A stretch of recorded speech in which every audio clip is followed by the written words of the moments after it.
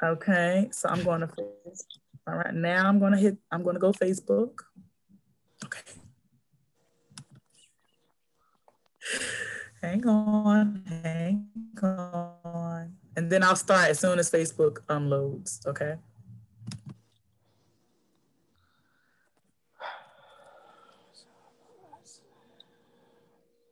Okay, I just sent you all my stuff. Okay, I just sent you everything. Oh, you told us to be quiet, right?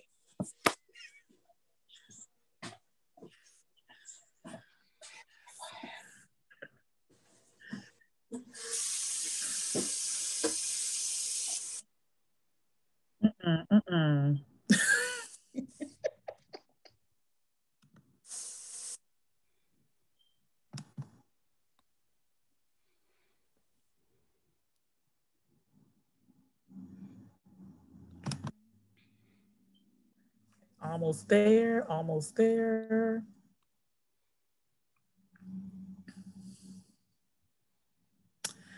Almost there. It says preparing.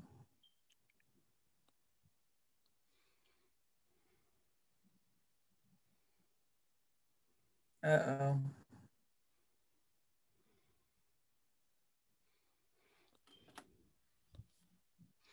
Uh-oh. All right, it's not doing it.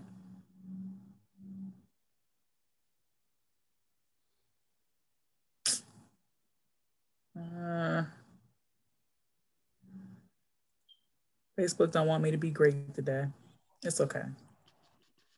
All right, no worries. If it kicks in, it kicks in, but we'll see. All right, good morning, everyone. Thank you so much for being on our final Saturday Financial Empowerment Workshop Series Deep Dive. We are so excited. Man, it's been 3 weeks. Y'all saw the email? How many of y'all saw my email? You know, I try to be affectionate in the emails, and I try to write so that you can feel the love, okay? Because you are my friend. Yes, thank you so much for being our friends. That means you are now a friend of the Clinton Hill Community Action nonprofit organization. We can't wait to continue doing the work that we need to be done in Clinton Hill community, and we appreciate you for being a part of this financial empowerment workshop series. Cash, thank you so much for being an amazing instructor, an amazing giver of information. We appreciate you. And without further ado, we're going to go ahead and turn it over to Cash Latif Holland, the financial boss, getting into going from striving to thriving deep dive. Take it away, Cash. Hello, good morning, everybody. How's everybody this Saturday morning? Pardon me, I just got up a little while ago, okay? So really glad that everybody could join. We're gonna go ahead and get into our last session together, right? So let me go ahead and share my screen and we can get it going. How is everybody today this fine Saturday morning though? You guys good? Great, we're great. Good. Yep.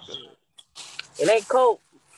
Amazing. Haven't been out yet. I'll be going out in a few minutes. So when we're done. So I hope it's not cold because I'm not in the mood for that today.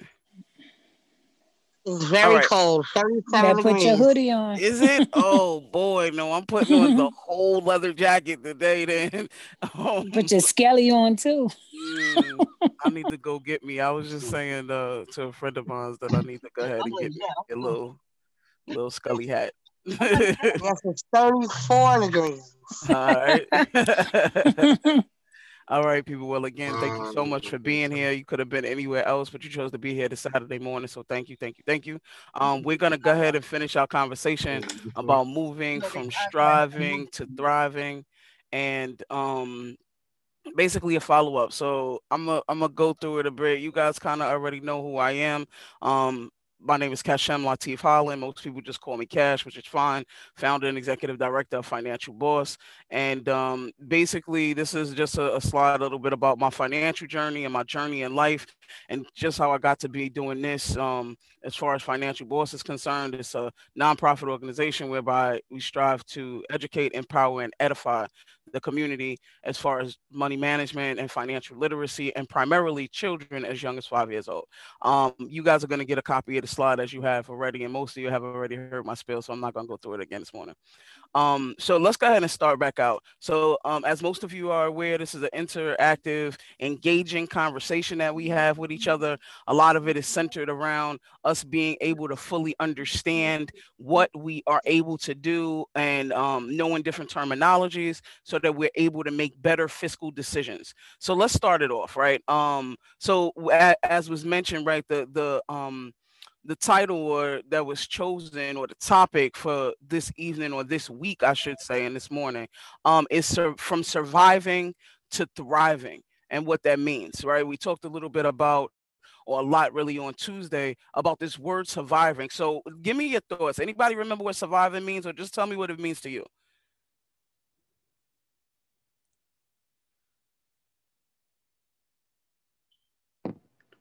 Eating, right? That's right. Isan, what's good, man? chilling, what's up, man? I'm good. That's right. Getting through hardship. That's right, Tanisha. Debt.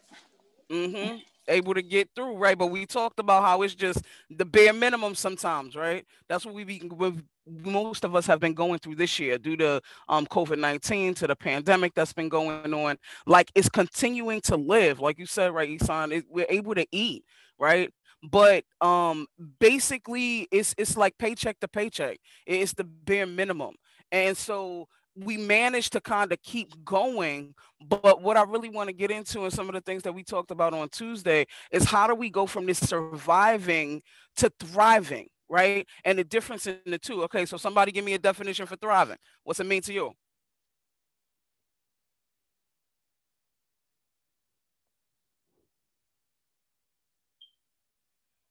Nobody remembers? Naya Cornick said freedom. Freedom. Right. That's a good way of looking at it. Right. And so thriving, I used a few adjectives that, like, I thought would be extremely apropos. So it's to do well, flourish, grow vigorously, prosper, advance, blossom, succeed, right? See, so all of those words show us that it's not just getting by, right? It's actually forward motion as opposed to standing still, right? See, surviving, and we're not necessarily standing still, but we're not moving at the momentum that we would be if we're thriving. And so that's what we want to talk about. Those who were kind of with us on Tuesday, I gave you guys some tasks, right? So what'd you do? Did anybody do any of the things that I suggested you do? If you were looking for a job, to at least apply to 3 jobs. If you were looking to enroll in school, try to enroll in at least one class, or those who are entrepreneurs in the room, to figure out like a side hustle or something that you're going to do to make work for you in this entrepreneurial journey. Anybody do anything? Yes, I did the job for searching jobs. Okay. I have Amazon. I have another interview with Amazon next week. But remember, I told you I'm supposed to start the post office within next week as well. So I just went on again for Amazon.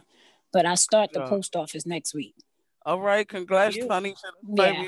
Willing that into existence. Congrats. Mm-hmm. Anybody else do anything? Hi. Well, I'm new. And my task is what I have been since the pandemic. I have been doing detergents, Lysol, and just a lot of coupon things, and it has been working out and has been keeping extra change in my pocket. Oh, all right, Marcella, welcome. So yeah, good deal. Cooks, yes. Yeah, and I cook, I cater, so I do a lot of multitask. I work for Irvington Board of Education. All right, nice. So that's your side hustle. Okay, sounds good. And it's working out. Good deal. Anybody else? Let's take one more person. Anybody else did anything? Rachel, I enrolled in a class with my grandson's school. Okay. Yeah. So what we will be doing is Women of Empowerment. Awesome. I'm going to take it's going to be a few classes. So I'm not just going to say one class. Okay. All right. Yes. Well, that's good. You getting on the schooling and everything. Somebody else was getting ready to say something. No, that was it. All right, dopeness. All right, so awesome. I'm glad you guys are doing some things, right? See, because it's extremely important that we make, again, forward strides, like that we make movement going forward. In order to do this, right? In order to get ourselves ahead, because that's really what we're talking about. And like, even though like we've gone through a lot this year, but we still got 2 more months, right? The year's not over. We still have a lot that we still can accomplish. And this is one of the things that I want to talk to you guys about. So we went into depth, you know, and I gave you guys some information on Tuesday about how to apply for jobs, what jobs to look for, where jobs that are still hiring, even amidst the pandemic. Also gave you guys some good tips on some schooling, grants that are still available, and even some free courses that are available to you should you desire to take advantage of it. And I will say that, you know, for anybody who registered or anybody who's on here, if you have not already received the slide deck, then go ahead and reach out to Clinton Hill Community Action. Either, I believe Renatha is handling that, and she'll go ahead and get the slides to you so that you have all of that information printed for you, should you decide to take advantage of it. And then like what I really want to go into is entrepreneurship. All right. And like on Tuesday, one of the things that I actually expressed is that me personally, I'm a serial entrepreneur. You know, I learned from very young that, and you know, nothing against like, you know, actual a 9 to 5 or any type of job or employment, because I have had my share. However, I learned from a young age that if I wanted to get to a certain point and if I wanted to attain a certain amount of wealth, then it was imperative that I work for myself. Right? That no matter where else I worked, there was always going to be a cap. There was always going to be a ceiling. See, because I was only going to get paid as much as the person wanted to pay me. However, with my own business and you know, focusing on my own passion and my purpose, like the sky's the limit. And I'm able to dictate how much I get paid and, you know, how much further I can go in my financial journey. So that's really what we're going to discuss today. On Tuesday, I gave a short, like really synopsis. It was just a list of 10 things in order to start a business, my 10 steps. And we're going to actually go into that in depth, right? So let's start it out. First and foremost, again, back to my definitions and the meanings, I think that it's extremely important that if we are going to embark upon something and if we really want to do it, that we know what it means, that we fully understand what we're getting ourselves into. So again, we're able to make a better fiscal decision. So somebody tell me, what's an entrepreneur?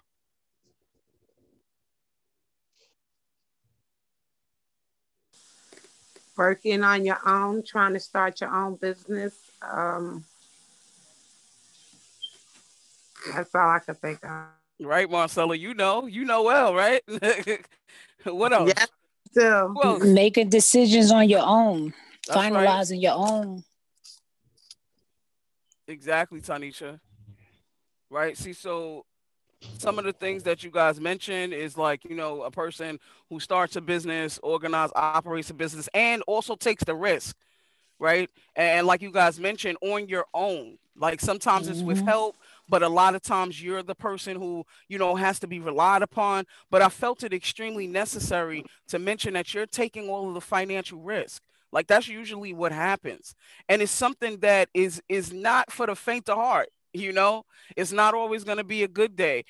Things may not always add up. However, in the long run, if you keep up with it like anything else, you'll definitely prosper. You know, just a little bit even about the company. So Financial Boss is, you know, a nonprofit organization. But to be quite honest, for most of the time of the company's, you know, been in existence, I've been personally funding the company. Right, because of the fact that it is a part of where my passion lies, you know, and with educating people of our community, especially, you know, those who are Black and brown people and Latinx people who have a financial disadvantage, right? And the inequity that exists financially throughout the world, not just here in Newark, right?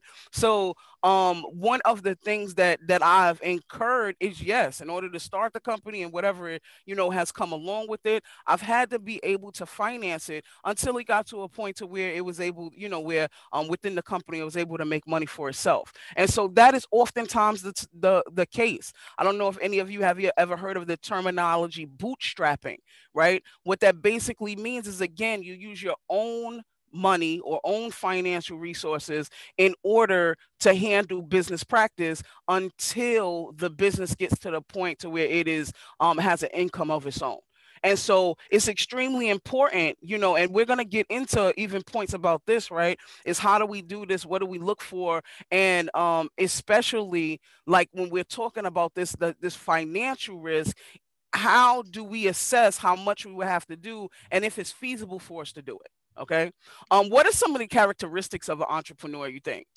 Let me hear from some of the entrepreneurs in the room. I see all of y'all, like Isan. Is it customer service? Aisha. Customer service, yep. What else? Sell. Wait, what you say, Stephanie? She said motivated. Motivated, okay. What else? And be able to sell, right? You got to be able to sell yourself. Sometimes. So, yeah. No, you definitely do. Right? So these are just some of the things that I mentioned, right? And you hit one of them, right, Stephanie, is we have to be passionate. We have to be confident. So that's what you were touching on, Tanisha, is the confidence, right? See, because if you don't believe it, how do you expect for others to believe it? Right? If I came to you and I said, well, I kind of got this program and maybe you should take a look at it, and I want to teach people about finances.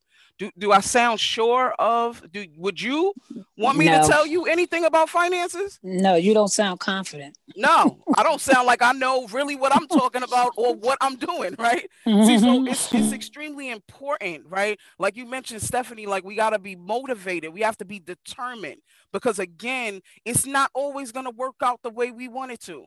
Okay, sometimes it's going to take a little bit more effort. And so we have to make sure that we are going to stay the course to see it to completion, right? Definitely have to be open-minded because, things change.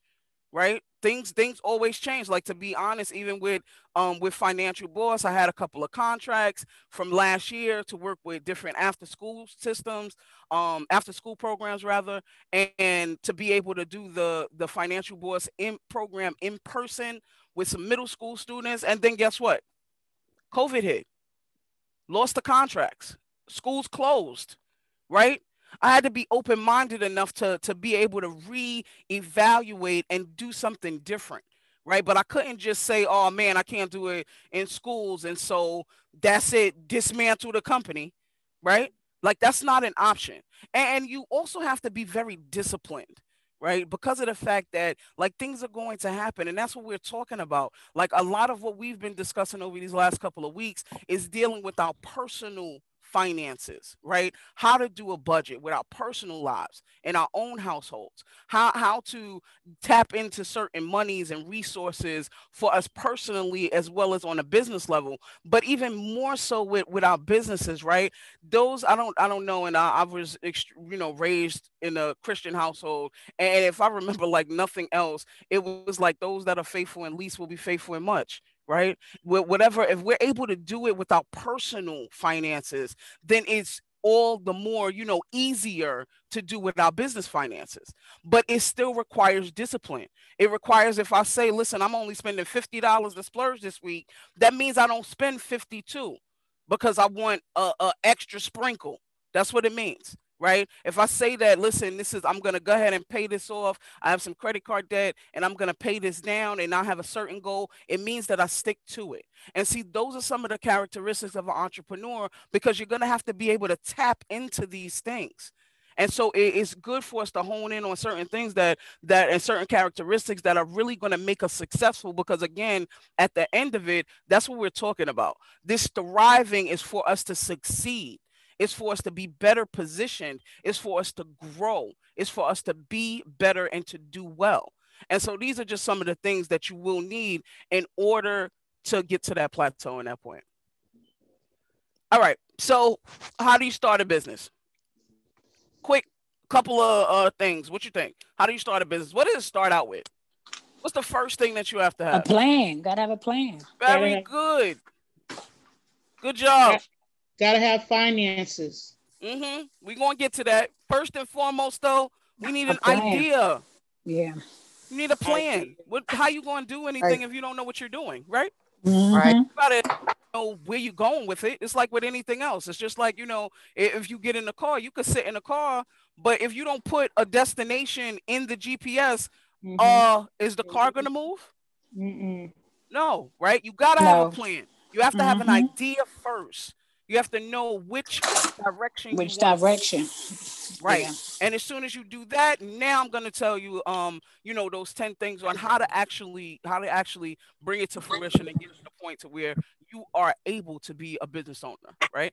So first and foremost, we start out with the idea. That's before anything else. You got to know what you want to do. Step number 1 on my list is to research. Right.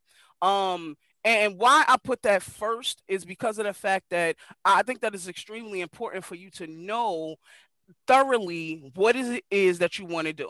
It's which just direction? Like which direction you want to go, right? And it's good because, see, I could have an idea. Let me tell you why this research point is so important, right? Because I could personally have an idea like, hey, you know what? The aviator market, right? Those who fly planes, pilots and stuff, dealing with planes, things of that nature, is not really inundated, right? See, so I want to fly a plane. I make a whole lot of money. I'll be able to set my own schedule. It may be some long hours, but it's worth it. I get on planes all the time when I travel, right? So now I got an idea. Here's where the research comes in, though. Because the research now will not only, and I'm not just talking about researching the financial aspect of it, because we all can do that, right? We all know how to Google and see how much it is and how much the person is about a median of how much you'll earn. And, that's the easy part. But what about researching the fact that, like, it requires someone who is able to be in the air for long amounts of time, right? Well, what about the fact that it requires a person to be away from their family, if they have one, for an extensive amount of time? So you're saying the expectations of it. Right. Or no, not the expectations. That's what the job is, right? That's exactly. Yeah. It's not even what you're expected to do. That's a part of the job. Part of the job. That's what it is. See, so but what if I have a family with small children, right? Or how about this? What if I don't really like heights that much? Like maybe I could get on a plane for 2, 3, or 5 hours. But what if I got to fly from like here to Africa? Yeah. Now that idea was great, right? Yeah.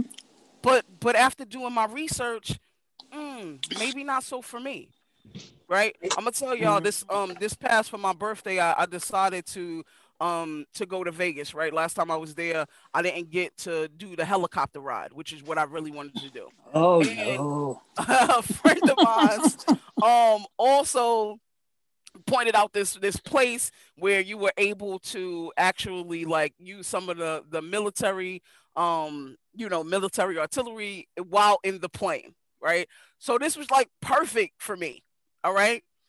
I booked, no problem. And then like after I booked, right, I see this video and I'm like, this lady is like halfway out the helicopter, right? And I'm like, maybe, I don't know if I should have did this. Like, mind you, I'm not scared of heights, okay? But oh boy, it hit different when you are in a helicopter and half of it is open and exposed to the world. All right. I had this little like seatbelt. I was holding on to the top, like little hangy thing that they had for me. It was an amazing experience, I will tell you. But I didn't really research it. I didn't think it all through. Because I might have said, like, hanging out the side of a helicopter may not be the best thing to do for my birthday, right? So it's extremely important that we do our research Okay, even like I was trying to help one of my daughters has been recently thinking about joining the armed services, and there were some things that I had to mention to her. You know what I'm saying? That sometimes it looks like it sounds like a great idea. Oh, you'll be taken care of school wise, financially, you get excellent experience, like you know what I'm saying? But then it. Listen, do you realize or do you know that those in the military still have to take communal showers, which means you shower with other people all the time, right? I don't know how many of y'all would be able to do that, but I mean, it's definitely something to think about, though, right? Yeah. See, so it's important that we go through this research phase, and I think it should be number one, because you don't want to get all the way into it where now you're hell bent and set on this is what you want to do, and now it's like this is not even going to work out. Now you've wasted time, you've wasted energy, you've wasted resources. Whether it is your finances or other people's finances, do it first. And make sure that it's a viable option for you, right? It's just like Marcella, you were mentioning how you do Lysol and like especially a lot of the PPE that has been required, which is amazing, right? But now, like for me, there's certain things like I have asthma. See, so there's certain things that I can't smell. There's certain bleaches and things that will trigger me. See, so that's not necessarily something that I can necessarily do, right? Yeah. Because sometimes it requires you want to smell, you want to make sure it smells nice for the customer. I probably the can't footwork do that. and everything. Yeah. And them scents is a lot, and you never lied about that. That's right. Some of the scents, right? So it's extremely lucrative, but it's not a good fit for me. Yeah. Right. And see, so that's what this research part is to find out that your option, your idea, whatever you're doing as a side hustle, or whatever you're thinking about doing, is it a fit for you? Can you see it through to where it's going to work for you, to where it's going to be profitable, but basically, can you do it? And if you can, then we go ahead and move on to step 2. Okay. Step 2 is this business plan. We talked about it a little bit. Tanisha, I remember you said on Tuesday, it is to get funding. I use this picture, right, because it kind of does a lot of what the business plan encompasses. And so it definitely has a timeline. It shows what your goals are, or where you're trying to get to, right? It also details like people who are a part of your team, what your role in the company is, how you are looking, what are you looking to do with the company, how you measure success, right? Goals, and so I think that should be the second step. And again, right along with what we were just saying about the research, and you need to know where it's going. Right, you need to know before you need to know. Okay, like you said, like even with Marcella, right? I'm sorry, I'm gonna just keep using you as an example for right now. Where like you could say in between, like I'm gonna do this. I'm not necessarily gonna do this forever, but I'm gonna do it during the pandemic, right? Exactly. So that may be a part of it. It may be a short-term goal. It may be a goal where it's like, what, regardless to what, even plan B, right? Even outside of the pandemic, like going forward, we now realize that we are always going to need these materials. I don't really see that this is going away. See, so now it may have turned to, I'm gonna just do this for the summer until we get out of this, and now here we are where the numbers are going up again, right? And see, so now you need to extend what you may have originally thought. So the second part would be the business plan. It does not have to be necessarily formal, right? But what I wanted to do was at least give you guys some key things to include in your business plan, and again, to explain exactly what it is. All right. So the business plan, it does details your objectives and how the goals will be achieved. Right. See, so even like I said, again, Marcel, I'm gonna keep using you for right now. Your business objective was to be able to provide others with these essential items, right, in the midst of a pandemic. How are you gonna get there? How are you gonna do them? You're gonna pay for them, right? You're gonna buy them. You're gonna resell them. You're gonna try to get them at a great cost so that you could resell and so that you could be able to provide these to other people at a at an advantage to them, but at a profit to you. Exactly. Right? That's the purpose. Okay. And so again, like I put on here, like it's a written roadmap, just like the picture. right? It should be your business plan should be just as explanatory as that picture was. It's a written roadmap from a marketing, financial, and operational standpoint. All right. And then I wanted to make sure and tell you guys like the 3 purposes. So like we talked about Tynesha on Tuesday, the communication aspect. So you want to communicate what your idea is so that you can secure loans, so that you could attract partners who would just want to, perhaps like strategic partners who want to be a part of it with you, or to also attract capital. Right. See, so you got to tell them, if I sit here and I just say, yeah, I'm cash and yeah, and point to the sign. What am I conveying, right? I need to be able to tell you, well, listen, this is the mission of the company. This is the vision of the company. This is what I want to do. This is how the people that I want to help. And if it comes to that, this is the assistance that I need. Right. So all that is going to be in the business plan. Also, as far as your management is concerned, it is to track, monitor, and evaluate progress. And what my basic point of this is just like what I said, is to be able to see what exactly is going on. I want you to really keep in mind that your business plan is fluid. It is ever changing. Just because you write a business plan right now does not mean that that's what it's going to be. It's in order to set the benchmarks for yourself. Right. Because I do believe, right, that one of the biggest things that we unfortunately don't do sometimes is congratulate ourselves in the moment or for what we consider small accomplishments. Right. See, so a part of the business plan, would definitely be, okay, this is what you project of making this year. Right. And then when you hit it, what you do when you hit it? You go revamp the business plan. Right? Because you've made your goal. Now you set a new goal. So again, you could continue thriving and pushing forward. Last but not least, we talked about, or we did mention a little bit on Tuesday too, this business plan, it guides us through the various phases of business. And so again, as a startup, a business plan for a startup company is going to be totally different than, let's say, Amazon or Uber or companies that are already well established. It's going to look different because they're in different phases of business. In addition to that, your business plan from when you originally start up and the inception of the business is going to look totally different than what it will years later once you're already established. Okay? All right. Moving right along. Yes. Step number 3, location. Okay? Location, right? And never before, right? See, so usually, or years ago, it was really a big option, right? Like, do I do a actual store, brick and mortar? Do I have, somebody's address or have an actual address, or do I just do it online, right?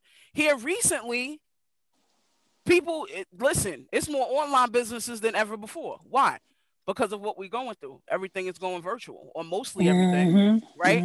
See, so, but this is the time, right, that you want to figure out, well, listen, can I do this online, or do I really need to be in person, right? Or can I do a combination of both? So I had mentioned to you guys that I have several other businesses. One of the companies that I started over a decade ago when I was in school was that I repair computers. I also do some website design, SEO, and I'm getting into app building now. But as far as the repairing of computers, like if it's a desktop, I can't do that virtually if I got to change out your hard drive. I need to go get it from you. I need to make some arrangements. It's tangible. I have to pick it up. Right. Now, it's different if we're just doing an operating system or something of that nature where I may be able to do guide it through. Yeah. Virtually. Exactly. But if I actually have to physically remove the memory, put in a new memory module, if I have to change out the video card, these are tangible things. I have to have it in front of me. Right. See, so it's extremely important based on your idea, based on the research you've done, that now this is the time where you're going to decide, hey, can I do this online? Can I do part of it online? Because same thing, like I've been running it as an LLC for years. I don't have an actual outside address. I use my home address. There's some things that I'm able to do virtually, and there's other times when I got to make appointments to pick up the item. Right. But this is the point where you need to know, because it's going to get like this crucial point kind of dictates our next step. Right. And our next step is where the money at. That's what I said. Right. And see, we can't get to step 4 if we don't know how much money we're going to need. See, that's the purpose of us doing the location. See, because it's a far cry difference if I need to open a building or if I just need to do a website. Difference in financing, right? It's a difference in funding. If I wanted to actually open a building and I don't have personal resources, well, now here we get into the mortgage on a place, or, you know, the rental of a unit, or, you know, talking to some other people about borrowing some money and some loans and all that type of thing. But if I just need to open a website, like, you know, Wix is free. And then you also have some other people who are able to do it, you know, at a substantially low cost, right? A building or rent for a month could be $1,000, $2,000 a month. You're talking about $24,000 a year. Whereas a website, you probably won't even pay the $2,000 for the whole time that it's in existence, right? See, so it's extremely important that we get to all of this before we get to the point of financing. We also need to know if we are able to finance, because that's another part of it. Do I have money saved that I'm able to allocate towards my business?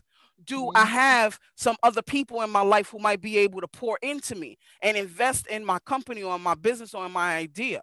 Or do I actually need to go to someone else as far as a bank or something like that because I need a substantially large amount of money? Again, all of this, if you notice, right, guys, we're building on this kind of like Legos, right? Yeah. Because of the fact that, like, again, our idea. See, so if my idea is I want to sell some things, I could pretty much do that online, right? Not a whole lot of financing, right? But what if I wanted to manufacture and sell my own phone? The financing is different now, isn't it? Yeah. Right? See, so we got to really know, we got to be able to do that research from before, like we talked in step 1. We got to know, I just want to sell stuff. I want to sell stuff and make money. Doesn't everybody? No. Right? Right? Everybody wants to do that. Me too. I want to sell stuff. I want to make a profit. What you want to sell, though? You selling barrettes? We selling pens? You selling robotics? Yeah. You know what I'm saying? All of that is essential to know, because now when we get to this point, if I'm selling pens, hey, I could do that myself. I could tap into my own savings account. If I need to manufacture and sell phones, guess what? I need some help. I can't do that on my own. See, so it's important when we get to this step that we already know what we're doing. We know where we want to go. We know where, like, you know, if I want to sell phones, I want to start out with one phone that I've been writing this prototype for all this time. But a part of my business plan says that after this phone is successful, I'm already starting on another one, right? That's what Apple does. That's why a phone drops every 6 months. Yeah. Because their business plan is ever flowing. You know what we're going to do? We realize that we made money, but oh boy, we could make so much money if we take away the headphones. Right? We could make so much money if we take away the home button. Yeah. And then sell it back to them, because they're going to buy it. Yeah. And then when enough people complain, guess what? And 6 months later, we're going to bring it back for y'all as a gift. Yeah, be able to change up. Right, with a substantial increase in price, though. Yeah. Right? I mean, it is. But listen, their marketing person is a genius. Yeah. Okay? And guess what?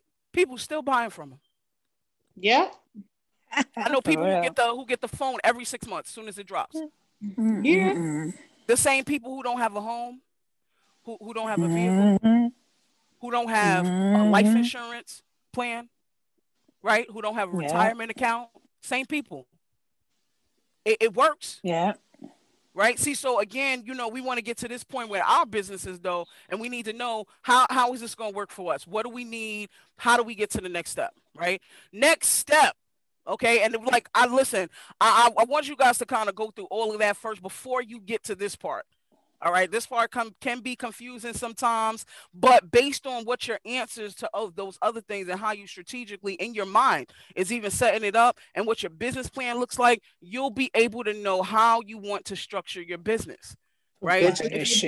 Because we already talked about the business plan. And if you're looking for partners, right, we touched on that. Part of the business plan is like, I can't do it myself. I'm going to need to bring somebody in. So now it goes from a sole proprietorship to now it's a partnership. Right? You need to know all of that first. What I wanted to do is, of course, just detail these things for you. For those of you who are not aware, So these are the four basic business entities or structures that you get the option to, to categorize your business at. A sole proprietor is basically one person who owns the business. They have total control and unlimited liability. What that means is that if I have a sole proprietorship, right, anything that happens, it comes on me. I working on your computer, I lose your information, you can sue me personally. If I'm working on your computer and you pay, the money comes to me as if it's income. Mm-hmm. So it's not a standalone entity, like a separate business. The money is just as if I had another job or anything. It comes straight to me and it's taxed as income. So I don't know how many people, but usually when you get payments, you can get payments via cash, right? A lot of us, if I tell you, oh, it's $50, I didn't necessarily tell you that it was going to be $56.92 with tax, right? But when you give me the $50, the government is going to take the $6.92 from me. Yeah, so they because I'm going to be taxed, right? Because Mm-hmm. it's taxed as if it's income, okay? But it has been, it worked out really well for people, those who wanted to do, a company the way they were doing business as, or again, you figure, listen, I'm the only person who owns this business. I'm not entering, anybody else. I want to have total control, but that's great. But again, please be aware that the liability also falls totally on that person. That's sole proprietor. Okay. As far as a partnership, the difference is two or more people. Okay, two or more people own the business, and of course they would share in any profit earning. However, it doesn't always have to be 50-50. However, they personally work it out. So if there's somebody, who you're looking to start a business with or get some information, or, to start into ownership with, then more than likely, if it's two or more people, then you would go the partnership route. Yeah. Just want to make sure everyone can hear. I got a text saying that there was a sound problem. Can everyone hear still? Yeah, it was a sound problem for a minute. Okay. But all good now? Yes.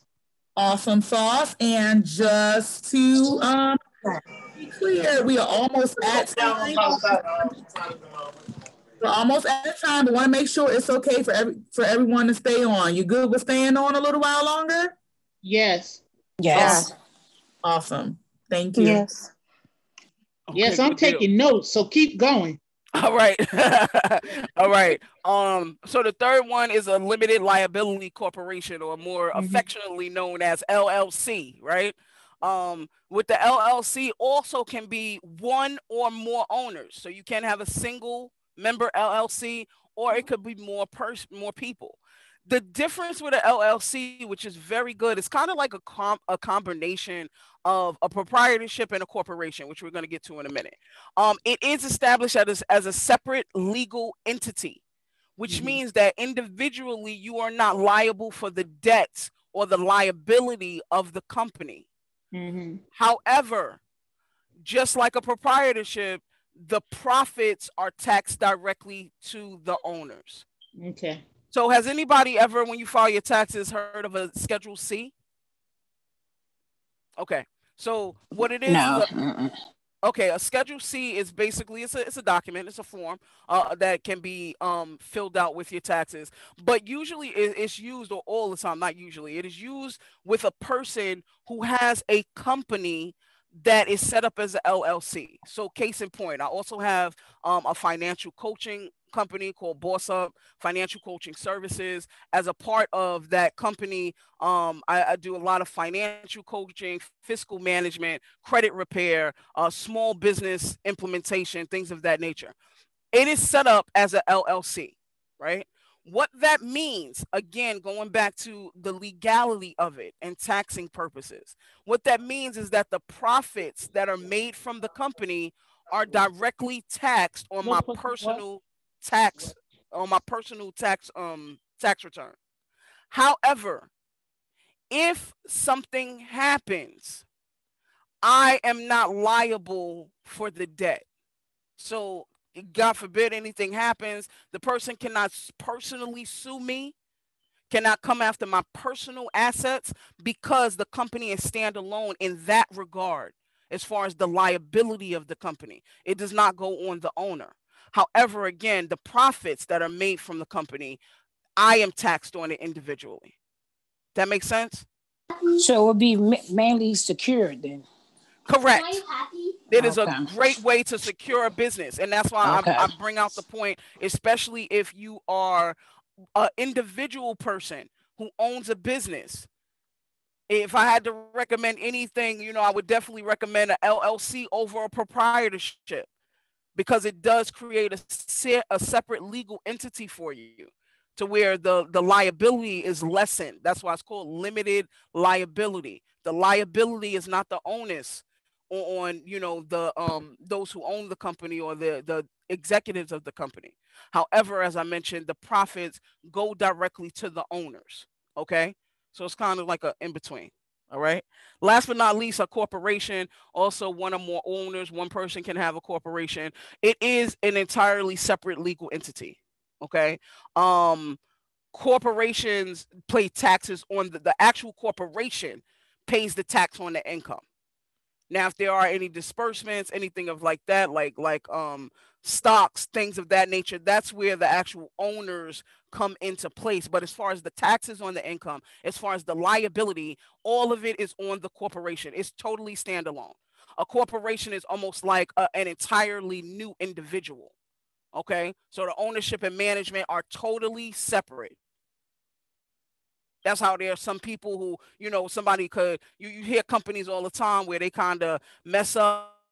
You had one person who was at the helm of it, but the one person is not directly affected because the company stood alone. Right? So company can go bankrupt where the president could be a millionaire, right? Any questions? No, okay. I'm taking information. No. Mm-hmm. Okay. Dope. Moving on. Step 6. Here we go. Here we go. Here we go. This is the best part, yours. Right? Yeah. Best part. See, so now we get to the point, right, where we done did all the preliminary information. We got everything down pat. We know how we're going to pay for this company, right? And now, and not to say that you can't do this step beforehand, because some of us kind of think of it out of order, but now is the official step where it's like, hey, I know what I'm going to do. I know where I want the company to go. I know how where I'm going to operate the company, right? I also know how I'm going to finance the company. And in addition to that, I know how I want to structure it. Now I need a name. And this is extremely important, right? Because of the fact, it's just like what some things that we don't really take into consideration when we're like naming children, or even our parents probably didn't take into consideration when they named us. But it's extremely important that when somebody sees the name, that they're able to readily identify what you do, that they don't have to sit there and think about, you know what I'm saying? It's just like if my company, if I tell you I'm talking about, like I say the company name is, you know, Cash Taco and Grill, right? But then you ask me what the company does, and I'm like, oh, I do financial management. What? Are we eating tacos as we talking about money? Like, are we talking about the cost of tacos? Like, what? It just doesn't make sense, right? And see, so this is the time when you want to really think about your company name, right? And how exactly it's going to be marketed to others. And like, not all the time what we think that it should be, right? See, because we may think like, hey, this name will be popping. But not so much. It's kind of like when you see people, when you see people's emails, and it's like sexybrownsugar@gmail.com, and you done sent this to the kids' school. Like, please, please. All right, like, please, okay. Do yourself a favor. Come up with a name that is business appropriate. Okay. And that will convey the message that you want it to convey. Because again, this is like naming your baby. This is what we're talking about. This is like naming your child, right? And however, whatever name you choose is how your company is going to reflect to the world. So this is extremely important, right? So at this step, we name the company. I just wanted to give you guys a link. And this is just basically when you come up with the name, by all laws, you have to check and make sure nobody else has it. Now, yeah, if you come up with something I'm sorry. Yeah. I'm gonna ask that question. How you go about checking to make sure don't nobody got that name? There you go. It's right there for you. Oh, so, the link? Yep, that you would go ahead to that link, and what it does is it brings you to a website to actually check your business name availability. And so whatever you want your business name to be, you enter it in there and you do search, and it will tell you if it has somebody else's name that's there. Yeah. Oh, okay. All right. So that's why a lot of people sometimes use their initials or use something that's fairly unique so that you don't necessarily have that issue or have that problem. Okay. You know, that was so crazy. I was just watching this on Greenleaf last night, and they was finding churches' names and stuff. And they had to come up with, different church names, but they was looking through a name check. Right. I saw that episode. I like Greenleaf. Yeah. Yeah. And so that's one of the things that you have to do, because again, important at this step. Okay. Because if not, now you keep going forward, and now what if somebody got your name? And it goes to whoever said it first. It's not like with kids where you can have 14 different Johns, Wands. No, that's not how business names go. Okay. Hey, Cass, we have a question in the chat. Oh, yeah. From Crystal. Chat. Sorry. Crystal, hold on. What can be to trademark services? What is the process? We about to get there in a minute, Crystal. How you doing? We gonna get there in like 2.21 gigawatts. I promise you. All right, we gonna talk about that. I think we coming up to that next. All right, so y'all got the business name part. All right, get your business name. Go check it out. Right, it's actually I think number 8, because the next thing that we're going to do now is it's just like kids. A lot of y'all I know in here got kids, right? So same thing with kids. You got it when you at the hospital. Okay, you got this wonderful, beautiful bundle of joy, right? You got to pick a name. Why do you got to pick a name? Because now we're going to get into the more paperwork, right? Now in order for them to be issued a birth certificate, in order for them to be issued a social security card, you need a name to be associated with this number, right? Yeah, the EIN. Yep. There we go. Same thing in business. So the next step is get your employer identification number for your company. What this says is that you mean business, right? It is now you're legalizing, you're making it this entity. And I also wanted to provide you guys, please go to irs.gov/businesses. When you get to that portion of the website, you will see an option where you can do employer identification number or EIN. Okay. So that's how you actually, and it's free. Okay. In case nobody told you, there's a lot of people who would love to take your money to set it up for you. It's free. Okay. Wow. Free. Go to this website, straight to irs.gov. You're able to set up your EIN number yourself. But you need the company name. Again, see why that's step 6? And steps, and before we get to step 7, also when you're setting up your EIN, you need to know the business structure. See what I was step 5, right? We building, we still on our block building here. So everything that came before this is to prepare you for what's coming now and what's coming next. All right. I wanted to go ahead because everybody want to know how much it costs. Okay, so for profit and international nonprofit, it is $125 to set up, you know what I'm saying, when you're registering your business. Actually, this is not for your EIN, but we about to get into the registration part of it. Okay, so I just wanted to say it here. And then it's $75 for nonprofits. All right, but this is for the registration, which is actually the next slide. My apologies. Okay. Business license. Isn't he cute? So this is how you guys are gonna look, right? Soon as you do get your business license, soon as you register your business, y'all are gonna have a smile on your face just like that. So that's the next step in this process. All right. And like I said, I apologize because the prices the cost should have been on this slide. So it's no cost associated with your EIN number. The cost is associated when you actually legally register the business. That's when you'll actually have to pay. Okay, so you can get your tax ID number or employee identification number for free. Next step would be then to legally register it in the state that you are. So since most of us are in New Jersey, I gave you a link to register your business here in New Jersey. However, for anyone who is outside of New Jersey, then you would just say, simply do a Google search and say register business in whatever state you're in. And it will give you a website that you can actually go to. The one thing that I would encourage you to always do is go to a website that is associated with the government, irs.gov. There are going to be several different websites of people who are trying to do this for you for a cost. Okay? Try not to do that. You're able to do it yourself. So now I'm not saying really good tip. A really good tip, because a lot of people go to the paid websites by mistake.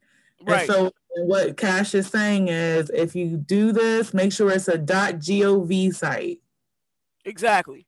Make sure that it is, a legal government site so that you're able to do it. Now, don't get me wrong. I have several clients and, who do not want to do it themselves. If you fall in that category, then please do hit me up and I'll be happy to do it for you. Right? Because there are some people who I know who just do not want to go through it, who may not have the time to do so. But I do want to let you know this is something that you can do for yourself with no additional cost. If you do involve someone else or, in the process, then of course it will come with an additional cost. All right. A partnership, huh? Yeah, something like that. All right. So next part of step 8, right, is what Crystal was asking about. And that's these things here, right? See, so one of the things I did not, go into great detail, right, Crystal, and I appreciate your question asking about the trademark. And what I'm doing on this particular slide is just introducing, like, if you're trademarking, is usually for a brand or a logo. If you're copywriting, is to protect the author. So with trademarking, brand or logo is like when you see the golden arches, what do you think of? Come on, everybody. Y'all don't act like y'all don't know what the golden arches are. McDonald's. Oh, okay. I was about to say, like, I'm not the only one eating a chicken McGriddle up in here, okay? I know that. All right, I know. So, but that's a part of their trademarking, right? Soon as you see it, little kids can't even talk yet, and they could point and say McDonald's. Right? They have trademarked their brand. They have trademarked their logo. That's what it's associated with. Now, as far as copywriting is concerned, that's for author protection. So if someone writes a book, if you do anything like that, if people who do poetry, copyright their information so that no one else can use it. Right? So again, it's for the authors or the originators protection. And then we also have patents, and that's on inventors. So if you do invent something, right, then there is a patent on it, and that's whether it's actual, like a physical item like a phone or a chip or something like that. It can also apply to a formula though. So for those who are into perfumes, things of that nature, the chemist patents their formula so that they are protected in case it's ever duplicated or anything like that. Okay. So this was just basic information. I didn't go into great detail because again, this is more specific information. If anybody else looking to definitely go through the process, and Crystal, if you're looking to get more detailed information about trademarking, please reach out to me directly. And so we can go through the process. I didn't want to, do that with everybody because everybody does not need these things. Okay. All right. So step number 9 is, hey, like, listen, you got everything in order. Please go get a bank account. All right. Because again, like we talked about, if you're looking for funding, if you need somebody to help you with financing, guess what? They need to know where they sending the money. They not coming to you and dropping cash at your mama's house. I promise you they not. Okay. They want a bank account. They want actual information. And see, again, what we're talking about is going from the point of personal to now we're talking about our business. Business is totally different. Like when when you're owed something or somebody says something to you, then yeah, you go get, go pick it up. Oh, I'm gonna come pick up that $20. Yeah, no, you can't do that with your business. You need an account. There are many companies that are not going to cash app you. They're gonna write you a check. Where you gonna put it? Right? Because again, if it's a check to your company, it can't go in your personal bank account.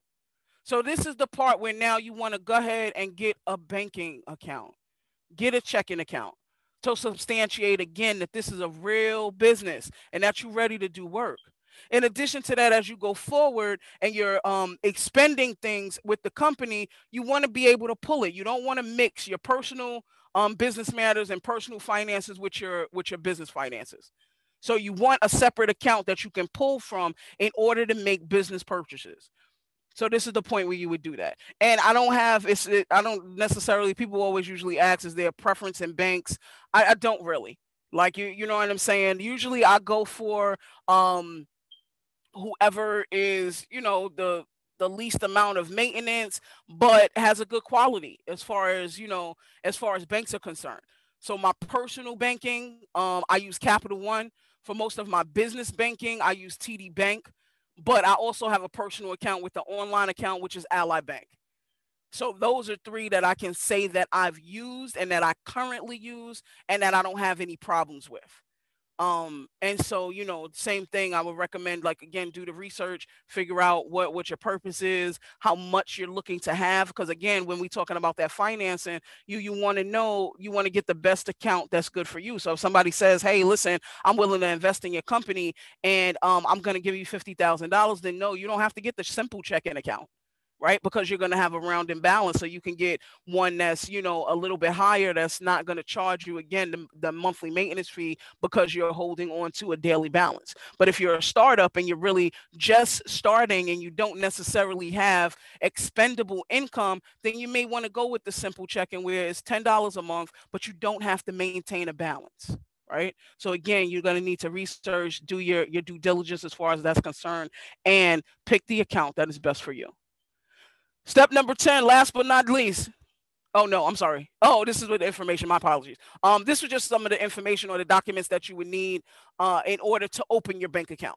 So the SS4 statement is your EIN number, right? When you actually do it online, they're going to ask you if you want to print it or mail it to you. I suggest you print it immediately or save it to your computer. The statement is called the SS4. That is the legal term of the form. It shows the business name, it shows your name or the owner's name, it shows the business address, and it also shows your employee ID number. Okay, so that is going to be needed to start your bank account. You also will need the business formation papers and the business certificate. Again, that goes hand in hand with what we talked about when you're registering the business. That's the paperwork that you'll receive. Okay, you'll need, of course, your photo identification. You'll need a proof of your address. So whether if that's a business, like say you set up an LLC, which is primarily a home-based business, you will need your lease or proof of your address in some form or fashion, whether it be a tax form or things like that to substantiate. Or you'll need a piece of mail, something like that. And you will, of course, need bank statements from another bank, usually, especially if it's like a LLC to where you're using the same address as your home. So you will need a personal bank statement as well, or from another institution other than the one you are currently trying to open an account with. Right? Make sure you're legit. Right. Exactly. It's all the checks and balances to make sure you're not just, getting names and ciphering money through their bank and they fine establishment. Okay. So they want to make sure that everything's on the up and up and that they did all that they could to make sure that everything was good. All right. Last but not least, congratulations. You guys are business owners. Go through these steps, and you will be a legit legal business owner, right? Contrary to what most people believe, business, you're not a business owner when you make money through the business, because for some people, especially startups, it doesn't happen that way. To be quite honest, like I mentioned to most of you, and like I've been going through for the last couple of weeks with Financial Boss, like I got my EIN number in 2017. at that particular point in time, I didn't start, starting really right in business. I didn't actually register the company until early last year in 2019, right? And still, at first, the business was not profitable, right? That did not mean that I was not a business owner. It didn't mean that I hadn't done all the other steps. It didn't mean that I hadn't, put in the blood, sweat, and tears that it took, right, to do so. And so I think that it's really important, again, like I mentioned, is for us to congratulate ourselves, right? For us to be able to notice our accomplishments. This is a bit, to get through these 10 steps, these 9 steps is an accomplishment, right? To stay motivated enough, to have the tenacity and the determined willingness in order to see something through to completion is immeasurable. And once you get to this point, congratulate yourself. Go celebrate. Like, I mean, me personally, I don't have like, I don't drink, I don't smoke or anything like that. So like, I'll go have a Sunday. I'll get a nice gelato, right? Makes me feel good on the inside. I want you guys to do the same. All right. If this is what you're looking to do, and I'm going to really say, even if this is not what you're looking to do, this is still something that you should investigate. Remember what I said before, right? Like the sky is the limit if you're a business owner. Once you delve into entrepreneurship, like nobody can tell you, like the money goes real quick, or it goes without saying, right? Like when you're doing something, let's say it's $100 and you're getting $10 an hour. Like now it really means that you got to make 10 hours, right? That's 10 hours of your time. 10 hours of your time that you got to do in order to buy this $100 shirt. How about if you had a business where you was charging $100 a customer though? It's one customer. See, so now if you got 10 customers, guess what? You not only got your $100, like you got 10 times that. You got $1,000 now. Because you got 10 contracts instead of just working and busting your butt for them 10 hours. Look at things differently, right? I encourage you to shift the paradigm, to change your mindset, especially financially, in order to thrive, especially like during this time, as we've been mentioning, right? The numbers are going up. More than likely, we are going into this second wave of this pandemic that all of us thought was just going to be contained to 2020, and then we was going to be happy and free in 2021 and not have to deal with masks on our face and gloves on our hands. News flash, that's probably not going to happen. All right, so I need for you guys to really reinvent yourselves. Think about something differently. I need you to think outside the box. All that, right? In order to make forward motion and thrive no matter what. No matter what. That's what we're trying to do. We're not talking about surviving. We're not talking about barely meeting minimums. We're not talking about paycheck to paycheck or, just getting by. Nah. We're talking about being successful. Yes. Right? Hey, all right, there's a question in the chat. I'm sorry, you had a question? Who got a question? There's a question in the chat from Crystal. Question in the chat. Hey, Crystal. And also, do you find office space? Okay, so Crystal asks that if you register a business in New Jersey, do you have to register in Newark also? First, no. So the fact that it's registered in New Jersey, it's registered by state, right? Not by specific town, municipality, city, anything like that. Your business is registered by state. Okay. And so that I gave the website, which is, I don't remember right now, but I can get it to you, Crystal, definitely. And also Crystal asks, how do you find office space or virtual office space? And so fortunately, there are a lot of people who are actually doing that right now. I think that one of the things though that would be beneficial is to look into other people who are needing like a hub or something of that nature in order to conduct. Just so you know, like office space, and so I'm gonna put on my tax hat for just a minute, because I've also been a tax preparer for about a decade now. So I'm gonna switch hats just for a quick second, just so you know. If it is a home-based business and that is what you're listing it as, or it's listed the same as your home address, there is a certain amount of square footage, which is about a third, that you are able to allocate as your home office. Okay. So I want you to look into that option first. Just like now, y'all like my nice red background and my banner and stuff. Yeah, I'm in the back room of my house. Okay. Hello. It is my office though. It's my home office. All right. Desk and everything. Okay. And my nice little light. Right. Um so it is my home office though. And legally I am able to do that. You know what I'm saying? Because of the fact, like I said, with one of my companies, it is a home-based business. And so a third of it, or approximately 350 square feet, is what I'm able to legally allocate and make them aware of on my taxes, so that they know that I conduct business. There's no TV in here, right? I'm not in here throwing parties. This is my office. It is a dedicated to office work. And as long as you have something like that in your home, then you can use that. Right. I don't want you guys to ever have to think that you have to pay somebody else to get what you need accomplished.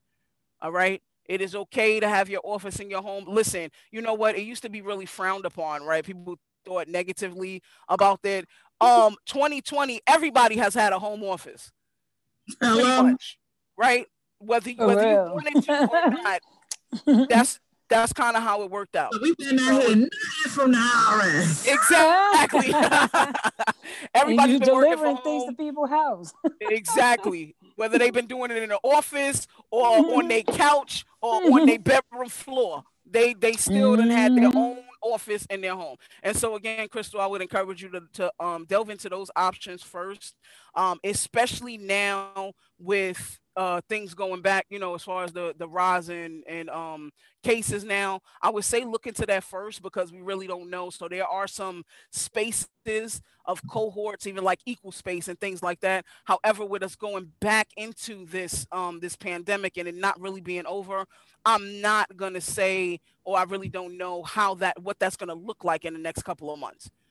So definitely I would say delve into either in your own home, and rock it out like that.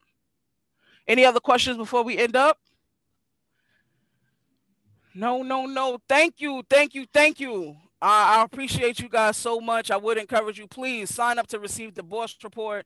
And it's Financial Boss actually sends out a monthly newsletter called the Boss Report. It includes all of that Financial Boss is doing within the community. It's also going to have some tidbits going forward, how to save some money as the holidays come up, and anything that's going on that, where I'm going to be, or any type of appearances whether it's going to be in New Jersey or in other parts, you know what I'm saying, of the world.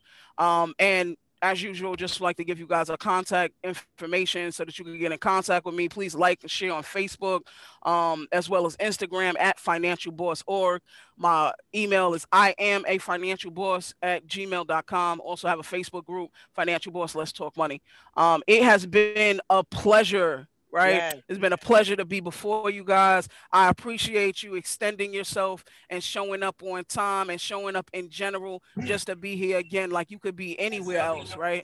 And I appreciate you being here or deciding to spend this Saturday and all the other times with us. Thank you so much to Clinton Hill Community Action for asking me to do this. This is a part of my passion, right, is making sure that our people are financially empowered, that we have a better chance at financial equity, that we are able to reposition ourselves financially, right, and that we're able to make better fiscal decisions. What I would encourage you to do is anything that you've learned here, please tell somebody else, right?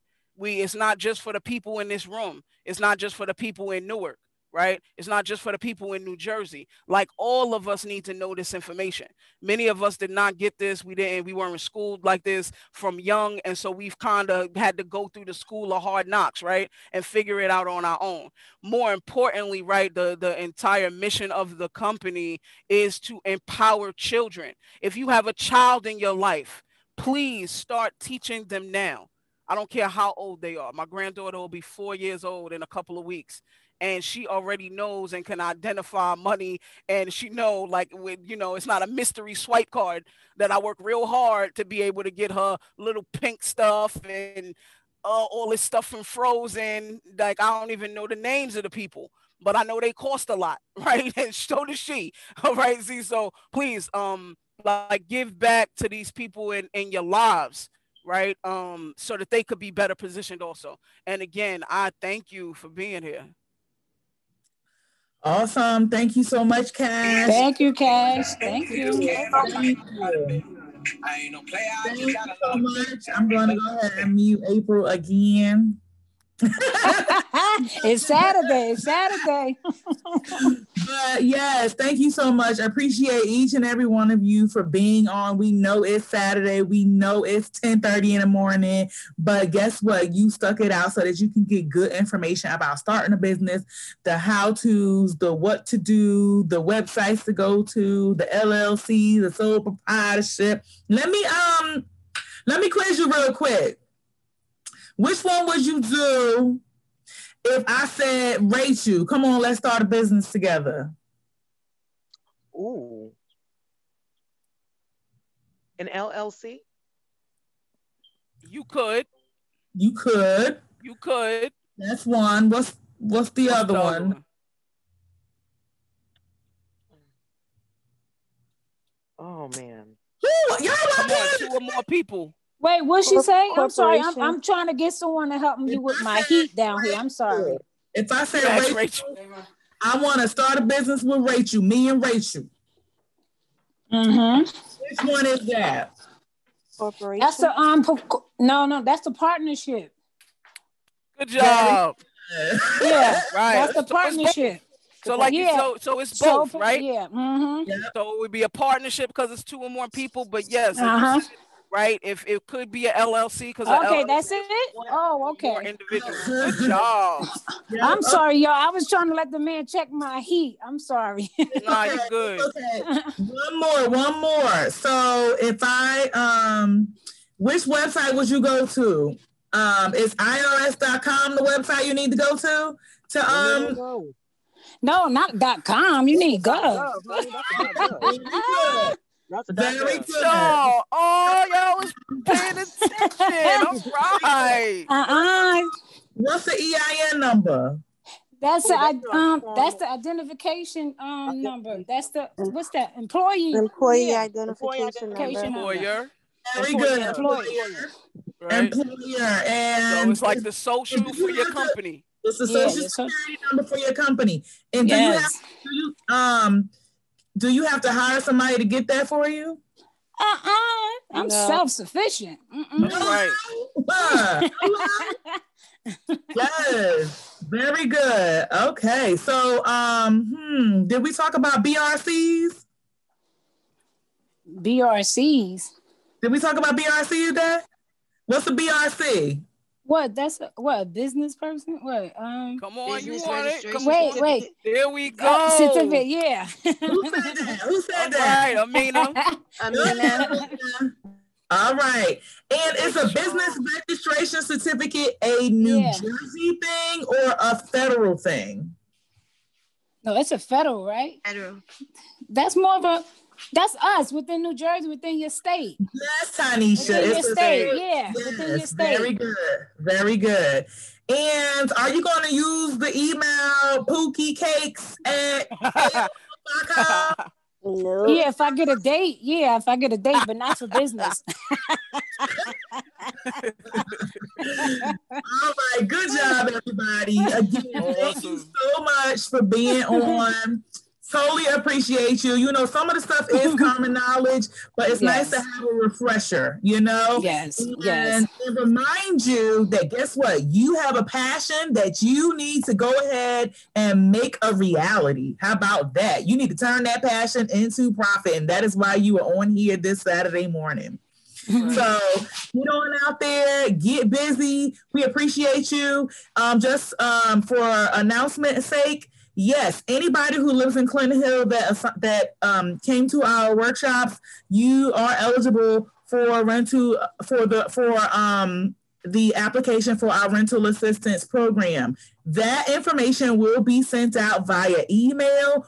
And with that said, we do need your information. We need your name, your address, your phone number, and your email. If you have not sent that, then you need to put that in the chat right now. If I don't know what that is, then you might not get the information. So I don't know how you're going to get it, but we're going to be sending it to you, okay? So again, we appreciate you for rocking out with us for these 3 weeks. Y'all did 6 classes. Look at Yeah. 6 classes, and you are my friend. Yeah. Can I have one thing too? I'm also going to be sending out like just a review or survey just to see how you guys enjoyed this series. So if you could fill that out, get it back to me, I appreciate it. All right. Oh, let's see. Hold on, I got a poll right here. Oh yes, tell me if you can see this poll, please, please, please, please, please. Tell me if you can see this poll really quickly.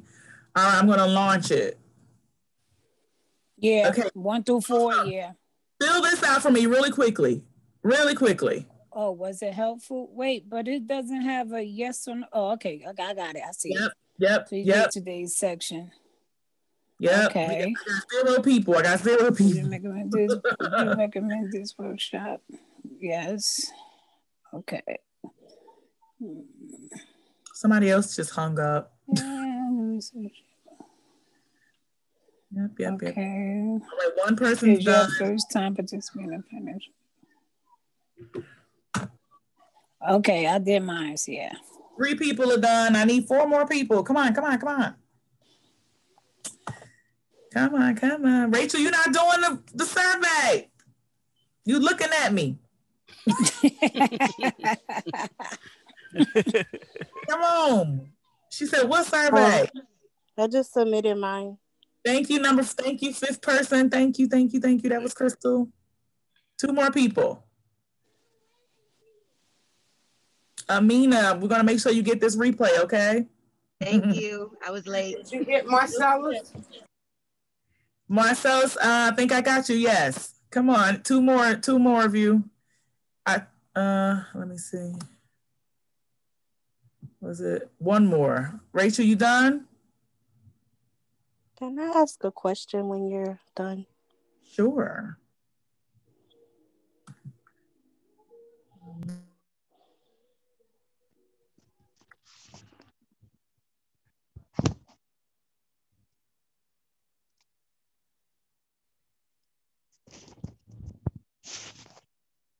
Can't hear you. All right. Rachel, you done? Which Rachel? You're the only one on here. Oh, I thought I been did mine. I submitted it. Excuse me. All right, I'm going to end the polling. She said, which one? I thought there was another Rachel. Awesome. Okay. Thank y'all so much. Go ahead, Crystal. You had a question? Yes, it was to Cash. I wanted to know, on your site, do you have an area to request you as a speaker? I do not currently. You can reach out to me by email. So I'm actually revamping the entire website because one of the things that I've had to do is turn the Financial Boss program totally virtual. So it's going to be an app formation where we'll have all of that. But in the meantime, you can definitely reach out to me via email at iamafinancialboss@gmail.com. And I'd be happy to discuss that with you. Okay, thanks. All right, sounds good. Cash, and you, I'm sorry, Cash, and you also didn't respond to my email I sent you, Cash. I'm sorry, I didn't. You got to check it. Yeah, please check it. My apologies. Please. I will. My apologies. This has been a crazy week. I thought I did respond to you. My bad. You sent me. Oh, you sent me an email. I responded to that. And then you sent the email back. You're right. Yeah. I responded the first time. I didn't respond the second time. My apologies. I got you. I'm sorry. Charge it to my head, not my heart. Y'all have a blessed day. Everybody have a blessed day. All right. Y'all have a good one, okay? Yes. Thank you so much. Take care. Thank you, Miss Winter. You're welcome. Thank you, girl in pink. All right. Bye, everybody. All right.